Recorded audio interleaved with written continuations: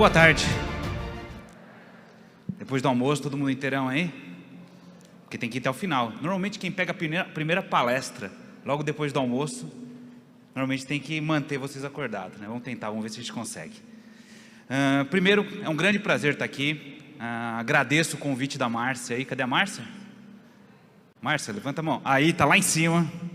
Muito feliz de estar aqui com vocês, fazer essa troca. O assunto é um assunto extremamente relevante. Parece o termo um pouco abstrato às vezes, né? Mas ele é uma discussão fundamental na estrutura do modelo de negócios da saúde do futuro. Principalmente quando a gente fala de negócios de saúde e profissões que estão conectadas aos negócios do futuro na saúde. Então, o bate-papo vai rodar em cima disso. Para a gente começar, então, eu queria levar vocês um pouco para uma reflexão. Vamos olhar primeiro a saúde pelo olhar entender um pouquinho o conceito do que seria essa tal da saúde fragmentada.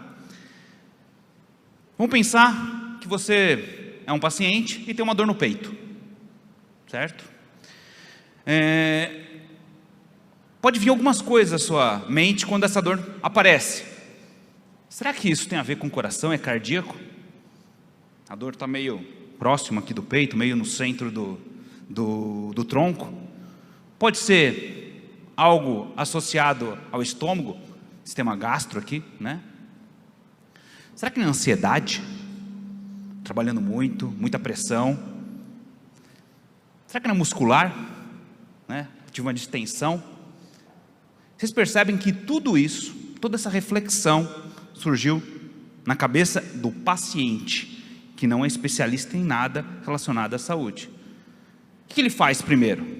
Ele pensa, primeira coisa, pelo menos eu pensaria assim, vou primeiro ver alguma coisa com um cardiologista, porque se for coração, a situação vai ser crítica, né? E vou eliminando conforme o nível de gravidade que eu acho que tem em cada um daquelas possibilidades.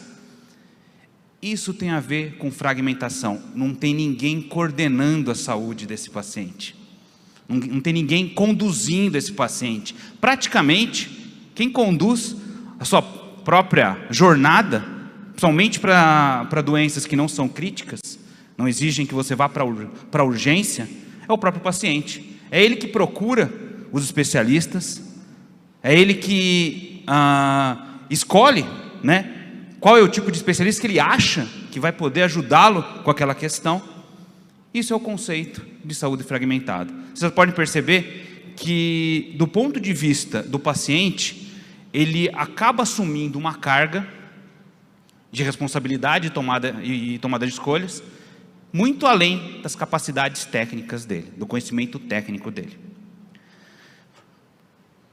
Vamos entender um pouquinho esses dois mundos, né? Quando a gente pensa em saúde fragmentada, a gente tem um lado que é muito ligado à evolução do pensamento mecanicista, do cartesiano, que vem lá de Descartes, lá de Newton, olhando para quebrar, onde você olha para os pedaços para depois entender o todo. E se vocês forem ver, a saúde foi construída assim, não só a saúde, né? Todas as nossas áreas de conhecimento. Tanto que tem um monte de caixinhas em cada área do conhecimento, onde você olha os pedacinhos, depois dos pedacinhos você tenta enxergar o todo. Essa é a visão fragmentada, é a visão cartesiana, a visão mecanicista. Partes, estável e tem um objetivo. Cada parte tem um foco em resolver um problema. A visão sistêmica, que está conectada com esse mundo coordenado, que eu comentei no começo, ela tenta ver o todo para depois, primeiro ela olha o todo para depois entender as partes. Ela vem de cima para baixo. Ela é instável, porque muitas partes geram muitas variáveis que mudam a dinâmica desse sistema de forma constante. Aí pensa num sistema de saúde. O sistema de saúde é um sistema complexo, então ele está associado muito mais a um ambiente sistêmico do que um ambiente fragmentado, quando você olha o todo. E ele é intersubjetivo, porque ele trata de vários objetivos ao mesmo tempo. Ele não é só coração, ele não é só muscular, ele não é só cardíaco, ele não é só associado a alguma coisa do estômago. Ele está conectado a vários espaços.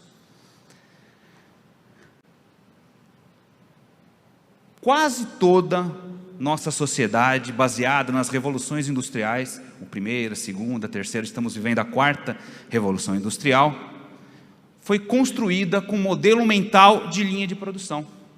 Então você quebra em partes, com uma visão fragmentada, cria especialidades em cada parte, faz essa parte repetir para alcançar excelência. Então quanto mais especialista, melhor você fica naquela parte. E quando você termina aquela parte, você passa para o próximo elo da cadeia de valor. É como se fosse uma linha de produção. Quando você olha para as empresas modernas, por mais modernas que sejam, 99% dessas empresas hoje são construídas como se fossem uma linha de produção. Tem a caixinha de recursos humanos, tem a caixinha de operações, tem a caixinha de área jurídica, cada um na sua especialidade, repetindo aquilo que faz muito bem. É uma linha de produção, mesma visão. O nosso sistema de ensino é assim, né? Você parte da formação dos jovens e vai deixando eles cada vez mais especializados. A saúde reflete muito isso. Quanto mais você sobe na escala do conhecimento, mais especializado você fica. O conceito de saúde fragmentada já é estudado há alguns anos pelos especialistas do setor, e ele parte de uma estrutura linha de produção. Atenção primária, pega a massa, né? Baixa complexidade. Faz o primeiro filtro, passa para o segundo elo da cadeia. Atenção secundária, onde você tem média complexidade. E passa para o terceiro nível da cadeia, que é a atenção terciária, que é alta complexidade. Linha de produção. Nos últimos anos, algumas abordagens mais modernas olharam para isso. Porque aqui é aquele negócio do exemplo que eu dei para vocês no começo. É o paciente que vai basicamente escolhendo ali os pedaços. E, por exemplo, você vai num especialista que não é a atividade dele resolver aquela questão que você está tendo. Por exemplo, você teve uma distensão muscular e você foi no cardiologista. Ele vai falar, não é comigo. Você tem que procurar alguém que cuida dessa parte. Aí você vai procurar alguém para encontrar, normalmente indicação dos amigos, né? E vai marcar essa próxima consulta. São os pedacinhos passando a bola para o outro pedaço. É uma linha de produção gerenciada pelo próprio paciente, na grande maioria das vezes. Se for olhar para a saúde pública, quase 100% das vezes. Saúde coordenada, que é a proposta mais moderna. E se a gente pegasse essa camada da atenção primária ali e colocasse ela para coordenar a jornada desse paciente? E ele faria as pontes, ele estaria ali naquela dinâmica de auxiliar nas escolhas, indicar, e estaria acompanhando todas as informações e colaborando para a tomada de decisão da jornada desse paciente. Agora eu vou nesse especialista, agora eu tive essa questão de saúde, eu vou nesse outro especialista, e por aí vai. Teoricamente parece ser mais harmônica, né? Essa daqui parece ser mais efetiva do ponto de vista do paciente, mas do ponto de vista da indústria da medicina, da indústria da saúde, isso daqui é muito difícil, porque isso daqui não tem escala. É muito difícil implementar isso daqui. Por mais que a gente coloque no papel e faça um esforço. Se fosse fácil, a gente não teria tantas tentativas com filas de espera, agendamentos que demoram para acontecer, por mais que a gente se esforce e tente. Essa é uma tentativa, né? Mas não resolve o problema num todo. O que representaria essa saúde coordenada? É basicamente como se todo mundo estivesse junto trabalhando. Isso é uma realidade, gente? Um caso ou outro, né? Talvez casos complexos, mas você consegue ver todos os especialistas sentando, vários profissionais de saúde sentando para cada paciente, para discutir o caso de cada paciente? A gente não vê, né? A gente vê um caso ou outro, mas na grande maioria das vezes isso não acontece. Como eu disse, na saúde pública, menos ainda. Por que isso não acontece? Porque é difícil ter escala nisso. E aí a gente chega nos grandes desafios que a gente tem hoje para a saúde, para entender esse espaço todo. Então, tem um evento que eu vou todos os anos, né? Eu estou na área de inovação digital há 25 anos, mais ou menos. Passei por todas essas rupturas que aconteceram, né? Que mudaram drasticamente várias da nossa forma de lidar com o nosso dia a dia. E todo ano eu vou para um evento lá em Austin, nos Estados Unidos, no Texas, que trata sobre inovação. É o maior evento de inovação do planeta, a SXSW, South by Southwest. Em 2018, eu estava lá sentado, essa foto fui eu que tirei, e o Dr. Daniel Kraft, que é o precursor no mundo de um negócio chamado medicina exponencial, que é alcançar grandes escalas para esses espaços que a gente tem tanta dificuldade de escalar. E ele colocou nessa palestra alguns tópicos que seriam os grandes desafios, porque nenhum daqueles dois modelos conseguem resolver esses desafios. Quais seriam? Custo elevado, a medicina é cara, acesso é limitado, muito associado às vezes ao custo também. As práticas clínicas são isoladas, consequência do formato fragmentado que a indústria está estruturada hoje. O uso ineficiente da informação. Eu vou num médico, ele tem as informações daquele paciente dele. Eu vou para outro médico, ele tem as informações dele. Então as informações estão fragmentadas. Tanto que toda vez você precisa, às vezes, repetir exames, toda vez você precisa pedir que um paciente dê as mesmas informações que ele já deu 10 vezes. Sabe isso que me lembra? Aquele atendimento de call center, que você fala com o primeiro atendente, você passa todas as informações. Depois, você liga de novo, ele pede todas as informações de novo. É mais ou menos isso. Cuidado com o paciente, o cuidado, além das práticas serem fragmentadas, o cuidado com o paciente também é fragmentado. Porque cada um está olhando um pedaço.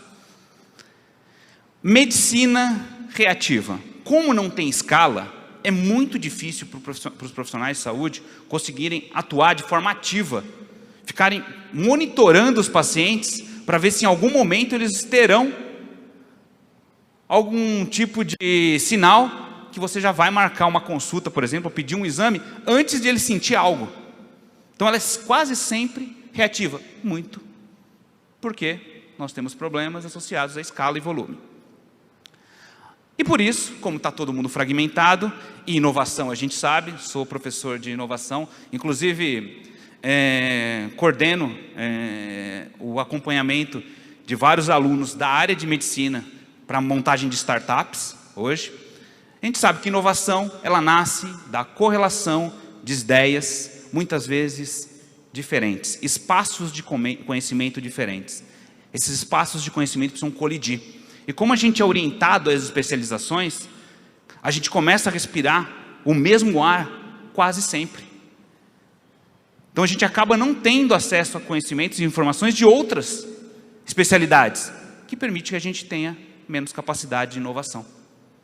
A inovação nasce da colisão de ideias diferentes.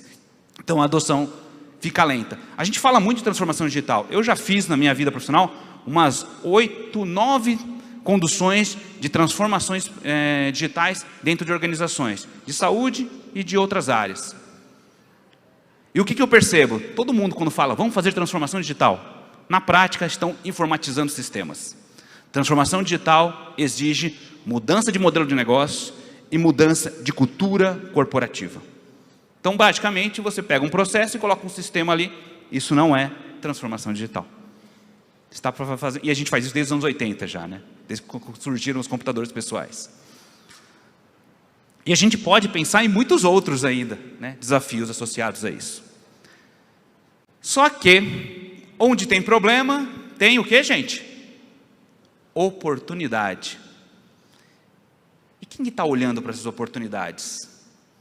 Se vocês forem olhar a história da inovação disruptiva, que é a inovação de ruptura, é a inovação que muda drasticamente as regras do jogo num setor. É a inovação que torna algumas profissões obsoletas e faz com que outras nasçam, com modelos de negócio que sempre funcionaram, deixem de funcionar.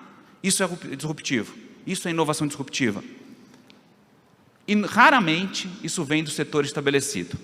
A gente tem um histórico que normalmente empresas que não estavam no radar das empresas estabelecidas propuseram soluções novas, que modificaram o setor. A gente tem Netflix, a gente tem Uber, a gente tem o computador pessoal, que acabou com as máquinas de escrever. Poderia ser a Olivetti que tivesse inventado o computador pessoal, não foi. Alguns exemplos para a gente se conectar com isso. Dentro desse contexto, esse modelo, né, que as Big Techs estão procurando, Google, Amazon, Apple e por aí vai, eles consideram que a saúde fragmentada não é a área que eles querem atuar, porque não tem escala, e eles vivem de escala. Eles ganham dinheiro nas pequenas quantidades que tem grandes volumes. Então, normalmente, eles não querem controlar a doença. Eles querem evitar que as pessoas fiquem doentes. Porque lá tem muito mais gente não doente do que doente. Então, eles querem se conectar às pessoas que não estão doentes. E aí, dentro desse contexto, esse ano, né, como eu disse, a SXSW sempre tem, eles propõem as tendências para os próximos anos. Sai um relatório todo ano de uma pessoa chamada Amy Webb, que hoje é a principal futurista, né, que fala sobre várias rupturas associadas ao ambiente tecnológico. E ela apontou algumas tendências para o mercado de saúde nos próximos anos. Primeiro, as Big Techs vão começar a entrar no jogo. As organizações de saúde tradicionais vão começar a competir com as Big Techs. Os modelos de serviços que atendem diretamente o paciente, ele entra num site, contrata alguma coisa, devem começar a aumentar. Desde seguros de saúde até serviços de acompanhamento e monitoramento clínico. Telemedicina vai se tornar cada vez mais completa. Tem algumas abordagens aí associadas não só aos atendimentos de atenção primária, mas levando mais para cima e na cadeia ali. Exames em casa vão começar a se integrar à rotina.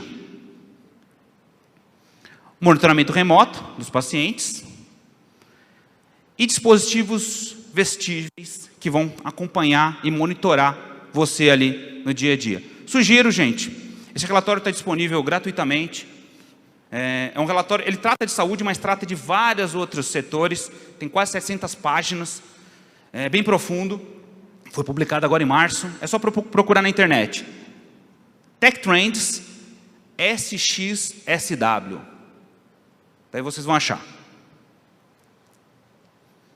Toda a conexão dessas Big Techs está associado ao conceito de automação tecnológica. Como eu uso automação para ganhar escala e gerar volume? Automação está associado à repetição e volume. Onde você tem coisas que são sempre iguais e são repetitivas, lembra das especializações que eu falei lá atrás? Tudo que é especialista, teoricamente, se direciona para o repetitivo. E tudo que é repetitivo pode ser automatizado. O criador da Siri, né, o assistente pessoal da Apple, antes de ser da Apple, ela era uma startup que foi comprada. O fundador da Siri dizia o seguinte: tudo que é repetível está fadado a ser automatizado pela tecnologia. Tanto que eu dou a palestra de Futuro das Profissões nas edições da Campus Party. E a primeira coisa que eu falo para a garotada que estão no evento é: mapeia o seu dia. Quanto do seu dia você faz coisas que são repetitivas? Se você estiver fazendo 60% do dia coisas que são iguais todos os dias, se prepara. Algum sistema inteligente vai automatizar você em algum momento. Vamos dar um primeiro exemplo aqui. Já ouviram falar da Ondu, gente? É uma empresa do conglomerado Alphabet. Alphabet, Google. É uma empresa da área de saúde. O Google tem várias empresas na área de saúde, com muito investimento nisso. Essa empresa está em operação, lá nos Estados Unidos já. E o que eles fazem? né, para empresas. Hoje eles estão vendendo só para empresas, para as empresas incluírem em cima dos seus pacotes de benefício para funcionários. Eles vendem um kit, aquele kitzinho que vocês estão vendo ali. Vai lá um medidor, né, para você fazer uma coleta de sangue, outro para monitorar seu ritmo cardíaco, tirar algumas informações ali, e transfere essas informações diretamente com o aplicativo que está no celular. Eles estão criando um ecossistema de saúde. Vocês lembram que eu falei para vocês no começo da saúde fragmentada? Que normalmente quem assume a coordenação da sua própria jornada é o paciente, e não tem ninguém fazendo isso para eles? O Google está apostando o seguinte: eu vou cuidar da sua jornada. Compra esse kit, se conecta comigo, paga aqui uma assinatura por paciente, todo mês, e eu vou monitorar você e sugerir intervenções médicas. Eles têm um grupo também associado à telemedicina, então o próprio sistema, quando eles estão com alguma oscilação na coleta de informações do corpo ali do paciente, ele sugere uma consulta e sugere as datas que ele pode fazer a consulta, e um médico entra naquele dia via telemedicina para fazer o atendimento. Você lembra do reativo versus proativo? Esse aqui é totalmente ativo. O que eles estão procurando? Escala. Como toda inovação disruptiva, eles começam pequeno. Coisas que parecem que não são grandes ameaças. Começaram com um programa de diabetes, de redução de peso e hipertensão. Mas pela história que a gente já tem ouvido, né, isso vai aumentando com o tempo. Até 3 anos atrás, era um absurdo falar de telemedicina, né? Até algum momento que a gente é obrigado a mergulhar, ou no caso, por causa de uma coisa totalmente não programada, como a pandemia, ou porque algum player, uma nova empresa, um novo modelo de negócio é colocado e pressiona o setor. Mas no Brasil tem gente fazendo isso também. Essa empresa, a Clivo, é brasileira, uma startup, acabou de receber um aporte de 50 milhões, e eles querem fazer a mesma coisa da Onduo. Igual ela tem umas 30, tá? Eu gosto de chamar as startups de nuvem de gafanhotos. Eles pegam uma coisinha para fazer e acabam atacando os grandes negócios, todos ao mesmo tempo. E o foco é o mesmo: diabetes, hipertensão, colesterol alto e obesidade. Já estão oferecendo, algumas empresas em São Paulo já estão contratando esse serviço da Clivo.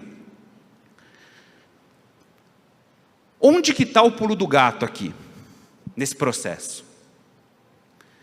Como eu disse, o problema é escala, o problema é volume. A fragmentação gera ineficiência no sistema. Ineficiência gera oportunidade, que esses novos modelos de negócio estão tentando aproveitar. Então, normalmente, o modelo onde você tem a fragmentação da saúde, ele cresce, ele melhora, ele evolui, tempo a tempo, de tempo em tempos. Mas só que numa toada linear. Porque ele não consegue resolver com efetividade a questão da escala, a questão do volume. Em compensação, os outros modelos, esses daí que eu estou montando para vocês, eles querem buscar uma escala exponencial. Eles querem atender milhões de pacientes. Não milhares, milhões de pacientes. Isso gera um descolamento setorial.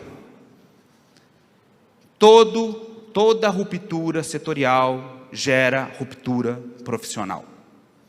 As competências profissionais são reconfiguradas cada vez que a gente reconfigura as características do setor. Então, porque às vezes a gente fica olhando como um profissional, né? Você ali como profissional da saúde, mas daí tem a ver com a empresa, tem a ver com o hospital, com o plano de saúde, não tem a ver com a minha profissão.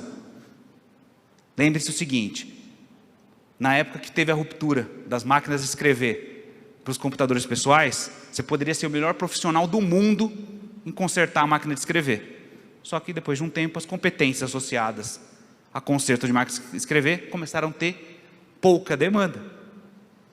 E ocorreu uma ruptura profissional. Isso, então, toda vez que vocês olharem para rupturas setoriais, pensem, tem desdobramento nas rupturas profissionais. Isso permite espaços para surgimento de novos modelos de negócio, inovadores, disruptivos e exponenciais.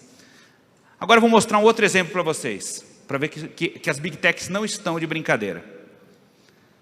Eu trabalho muito com as Big Techs, né, com o pessoal do Google, com o Facebook, então às vezes eu consigo algumas informações que são mais próximas ali, de coisas que ainda não foram lançadas. Esse aqui não foi lançado, foi só divulgado.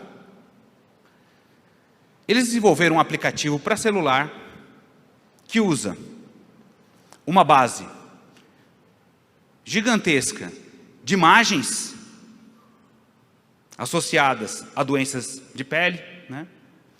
E uma base gigantesca com milhões de diagnósticos associados a doenças de pele, e fizeram o seguinte: você vai lá, tem uma manchinha no seu braço, você olha para ela, tira 3 fotos com o aplicativo.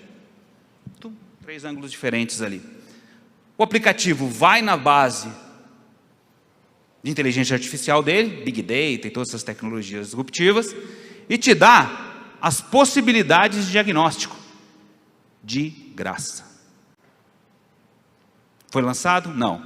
Tem um disclaimer nisso. Eles estão falando, não usar sem acompanhamento de um profissional da área de saúde. Não querem arrumar encrenca ainda. Mas você concorda que é difícil segurar?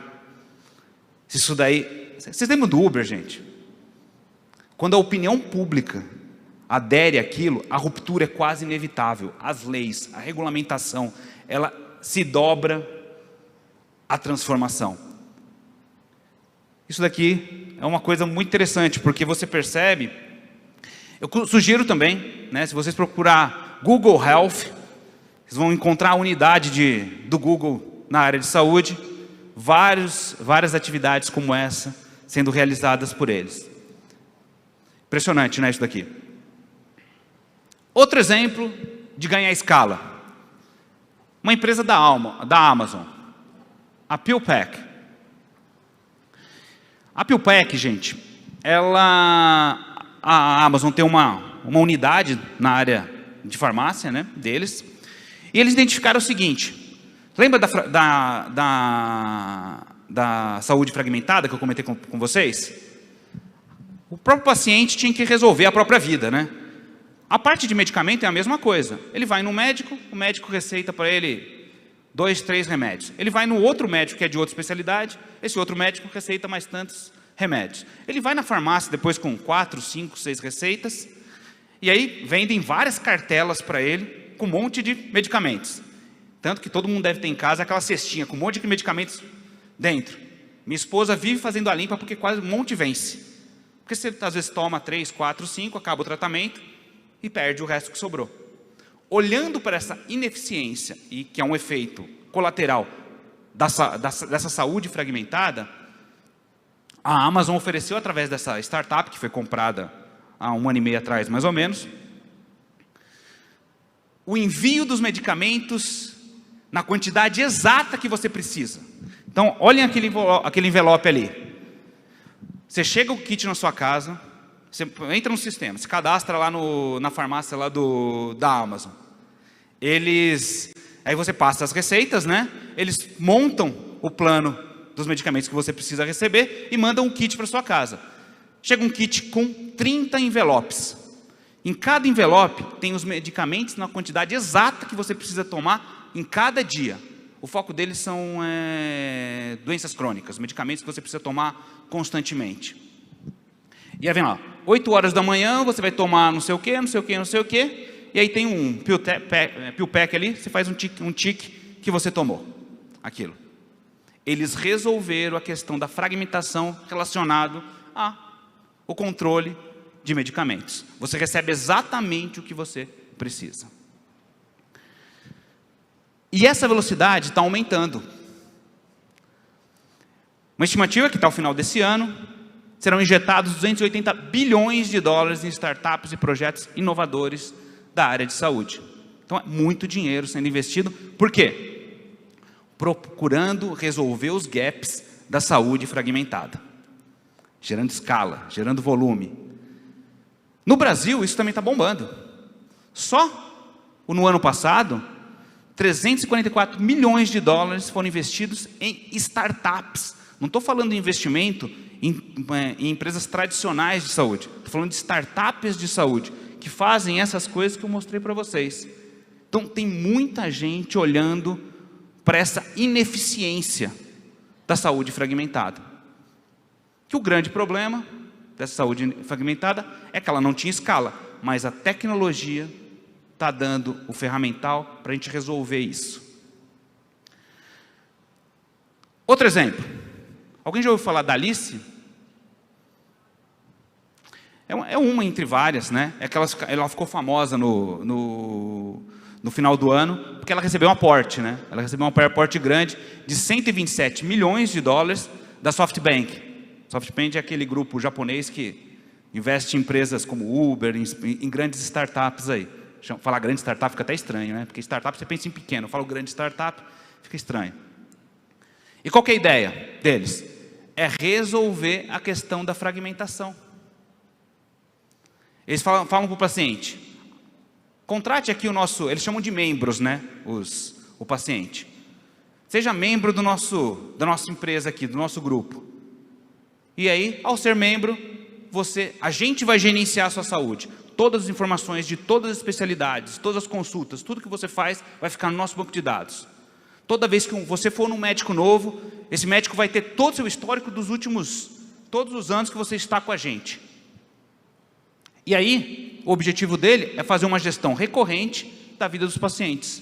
O que eles têm hoje?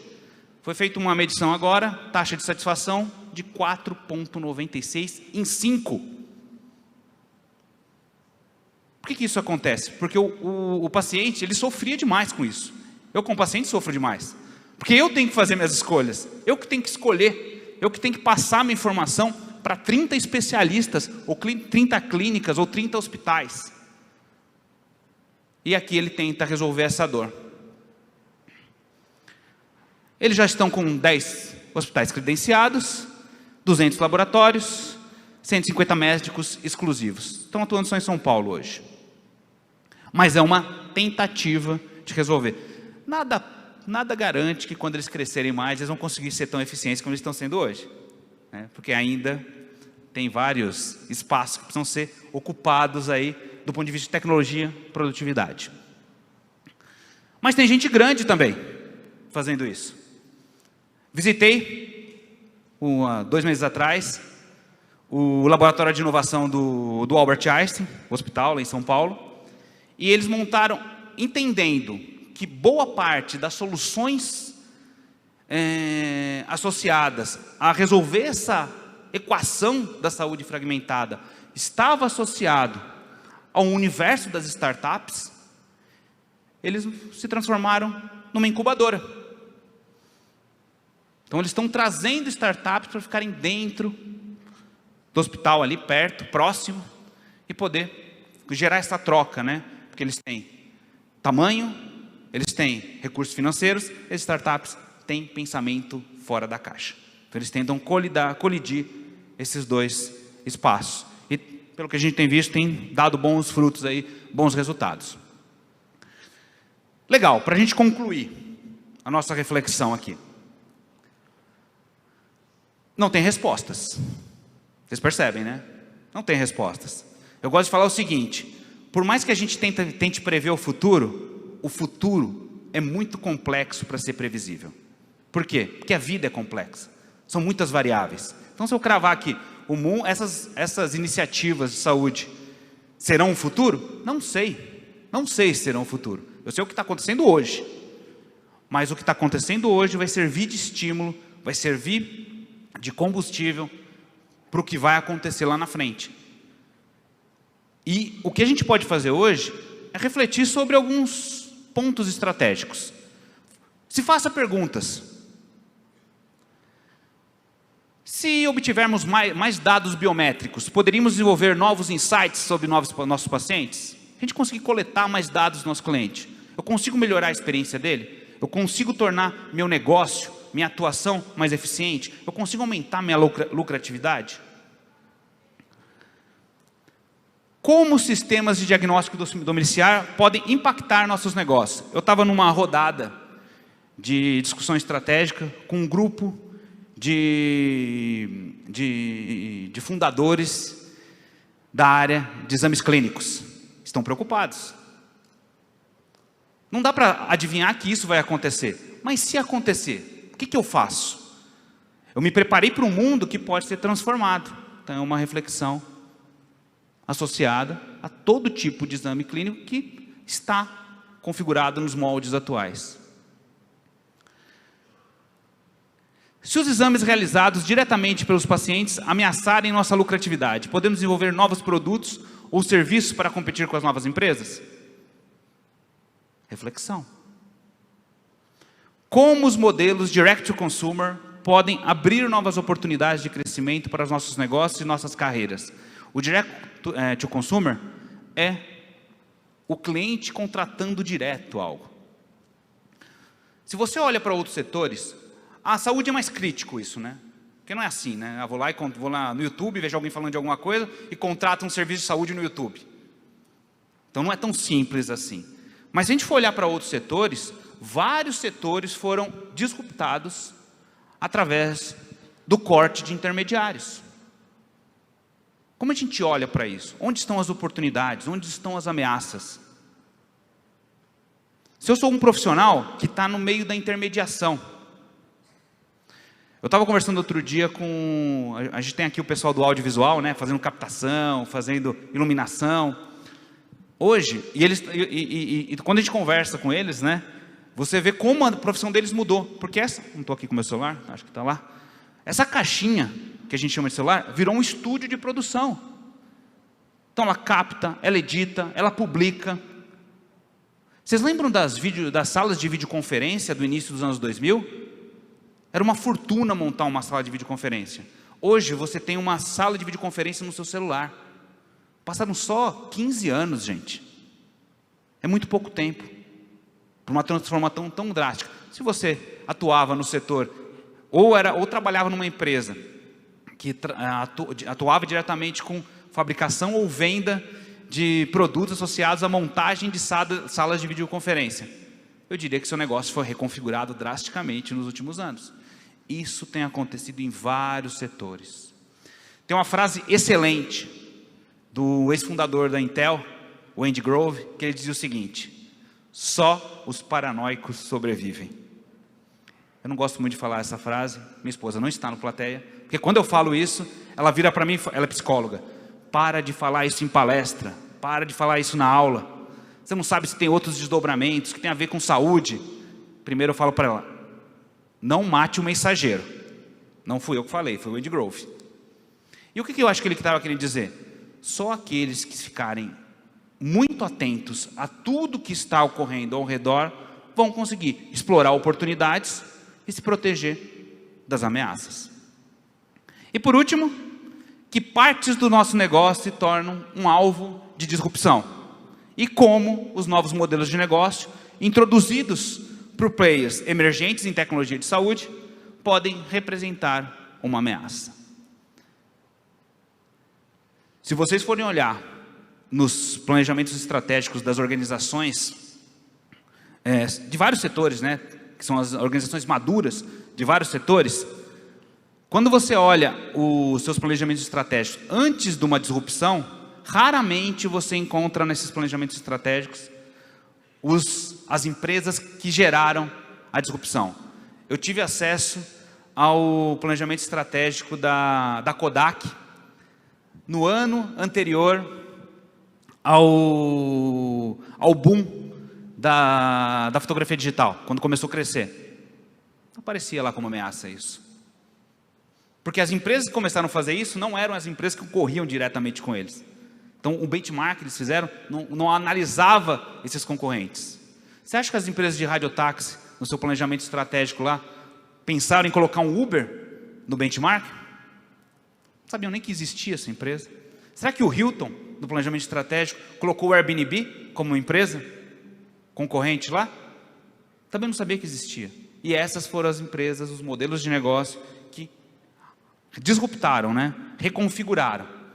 Muitas organizações conseguem se reinventar, muitos profissionais conseguem se reinventar, mas só aqueles que estão extremamente atentos. Para fechar, uma frase que eu gostaria que fosse minha, mas não é, porque ela é muito legal essa frase. É uma frase do ex-CEO do PayPal, e ele dizia o seguinte, dizia não, está vivo ainda, diz isso: o maior obstáculo para nosso sucesso futuro é o nosso sucesso do passado. E normalmente é assim, né? Sempre fiz assim, sempre deu certo, já passei por outras situações complicadas. E a gente percebe que as rupturas estão acontecendo cada vez mais rápido. Elas sempre aconteceram, mas nos últimos anos elas estão com ciclos menores. E acho que esse é a grande mensagem que a gente tem, que eu gostaria de deixar com vocês aqui. Olhem para as transformações. Onde tem ineficiência, tem oportunidade. E normalmente as Big Techs que têm recurso e têm acesso à informação, elas estão olhando nesses gaps de produtividade, olhando para a saúde fragmentada e vendo aonde a gente pode resolver essas questões aqui, gerando escala, volume, ao mesmo tempo que a gente cria negócios extremamente lucrativos. A questão é que muitas vezes o modelo de negócio adotado ali é muito diferente do modelo anterior. Então, não é uma questão só de tecnologia associada à medicina. É uma questão de modelo de negócios. Como a indústria, como os profissionais se remuneram. E se essa forma de se remunerar vai ser reconfigurada por essas transformações todas. É isso, gente. Agradeço o tempo de vocês. Espero que seja produtivo. Espero que ninguém pule, porque normalmente eu termino essas palestras, normalmente o pessoal dá uma deprê, fala, nossa, olha para esse negócio, tudo vai mudar, que trabalheira, vou ter que estudar um monte de coisa nova. Mas é a vida, gente. Agradeço o tempo de vocês. Obrigado.